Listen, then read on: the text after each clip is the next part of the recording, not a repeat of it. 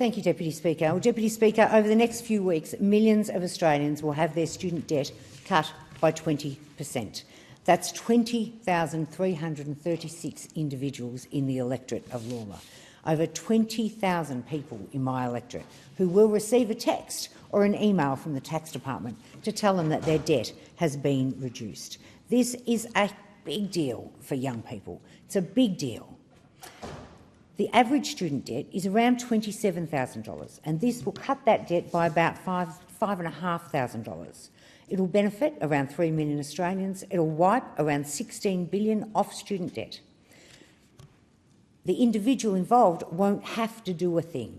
Now, I know there are many young people, as I said, 20,000 young people in my electorate, who have questions about this. So let me go through how this is going to work. The tax office will process everything at their end, and the cut will be backdated to June 2025. The individuals involved don't need to take any action, no claim to be made. You'll get a text message or an email from the ATO letting you know that the cut of 20% has gone from your student debt, because this government promised it and this government is delivering it. And don't forget that at the 2025 federal election, the Coalition attacked this policy. They called it profoundly unfair. They said Australians would see no benefit from the policy, while there's 20,000 people in my electorate who are about to see a benefit. And the Australian people, and particularly young Australians, disagreed with the Coalition's sentiment and backed it in. We've also made student repayments fairer by raising the minimum amount before people have to start making repayments. It was $54,435. It's now gone to $67,000. So we've lifted that payment threshold.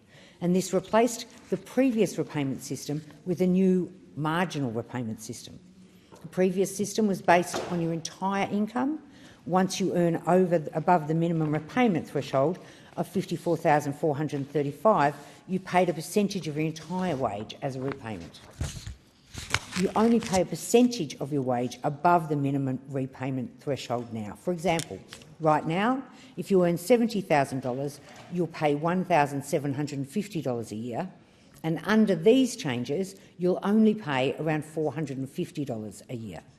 This means you'll pay $1,300 less. For someone earning $70,000 a year, it will cut the amount they have to repay every year by $1,300.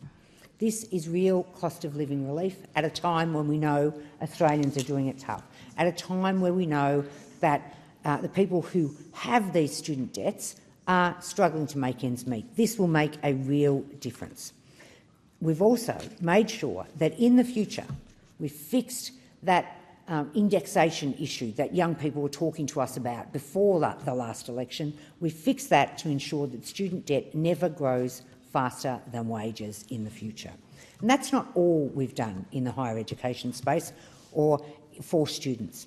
Before we took to office, too many students were dropping out because they couldn't afford unpaid placements, and we've fixed that. We've introduced new financial support for our future teachers, for nurses, for midwives and social workers, so they can get paid while on prac for the first time ever. It is practical support for those students while they're doing their practical training. The payment helps provide financial support to help students finish their degree, and it offers $330 per week for eligible students to support them while they do that training. We've also introduced fee-free uni-ready places. These are really important for a country that aspires, for a country that is looking to increase the number of people who have a tertiary qualification or have a VET qualification. These are really, really, really important. The fee-free uni-ready courses, sometimes called bridging or enabling courses, are short courses which help prepare people for university, acting as a bridge between school or work and higher ed, to support people making those decisions to pursue higher education. In an electorate like mine, this is so important. So important for young people who may have left school early but want to re-engage at 20, 21, 22, and this bridging can help them re-engage and head into university to pursue higher education. I commend the member for putting forward this motion today, and I commend our government for supporting students and cost of living of young people in my electorate. And I think